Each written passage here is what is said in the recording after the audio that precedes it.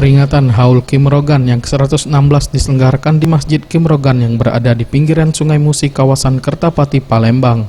Kegiatan ini dihadiri oleh ribuan umat muslim Palembang dan Wali Kota Palembang Harno Joyo, Ketua DPRD Sumsel Giri Ramanda, Pangdam II Sriwijaya Sudirman, Sultan Iskandar Muda, serta unsur SKPD Palembang, dan para alim ulama habaib kota Palembang, serta Syekh Ahmad Al-Misri, salah satu ulama Mesir. Acara dimulai dengan napak tilas perjalanan Kim Rogan yang dilaksanakan oleh rombongan jemaah Masjid Lawang Kidul datang ke Masjid Kim Rogan menggunakan perahu besar melalui jalur Sungai Musi, diikuti oleh rombongan Wali Kota Palembang Harno Joyo. Harno Joyo menyampaikan kegiatan Haul Kim Rogan yang ke-116 ini merupakan ajang silaturahmi seluruh umat muslim kota Palembang dan juga momentum mentauladani sifat alim ulama seperti Kim Rogan. Dengan ini ia mengajak mari memakmurkan masjid di kota Palembang dan bergotong royong untuk kebersihan kota Palembang.